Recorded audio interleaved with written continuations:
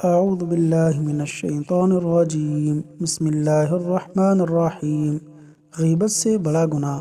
رسول اللہ صلی اللہ علیہ وسلم نے صحابہ سے پوچھا کہ جانتے ہو غیبت کسے کہتے ہیں؟ تو صحابہ نے کہا کہ اللہ اور اس کا رسول ہی بہتر جانتے ہیں۔ تو نبی کریم صلی اللہ علیہ وسلم نے فرمایا کہ تمہارا اپنے بھائی کا اس انداز سے ذکر کرنا جسے وہ ناپسند کرتا ہے۔ کسی نے پوچھا کہ اگر وہ خامی واقعی میرے بھائی میں موجود ہو تو؟